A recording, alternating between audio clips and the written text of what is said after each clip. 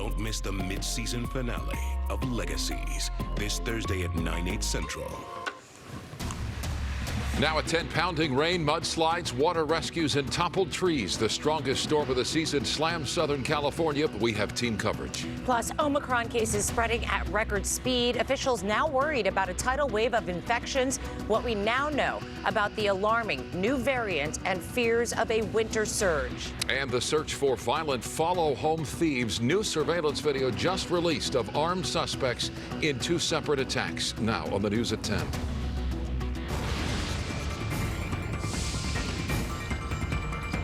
Good evening, I'm Micah Ullman. And I'm Cher Calvin. We begin with breaking news in South Los Angeles, where a kidnapping suspect is under arrest. 2 children have been rescued by police officers. It all began around 8:20 with a child endangerment call and reports that a kidnapping suspect was driving in a white SUV with 2 young children on board.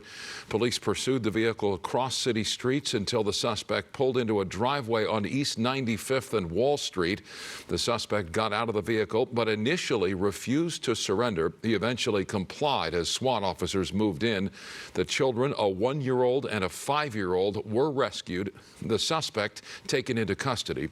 The circumstances surrounding the kidnapping are unknown. And now to breaking news in Torrance, where gunfire erupted near the Del Almo Mall, leaving 3 teenagers wounded.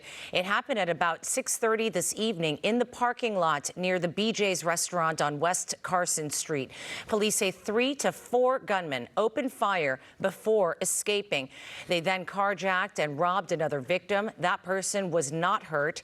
Officers later discovered the 3 shooting victims drove themselves to the hospital. One of those victims is in critical condition with a gunshot wound to the head.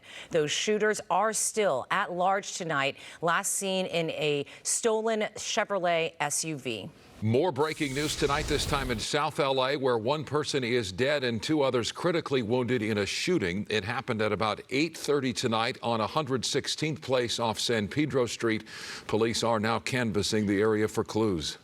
Now to this, the most significant storm of the season is moving out of Southern California tonight. But not before delivering a powerful punch to the region. From L.A. County to the mountains, the Inland Empire, and into Orange County, the rain caused problems all over Southern California. Streets, parking lots, and freeways flooded. Cars were swept into the raging L.A. River, and several people had to be rescued by firefighters after becoming trapped by the mud. Tonight, it's all about the cleanup and the very cold temperatures.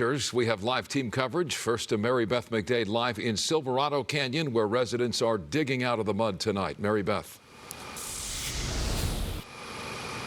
Oh, yes, and Mike, as you just mentioned, yeah, the rains may have moved out, but the cold is certainly here. I can see my breath out here tonight.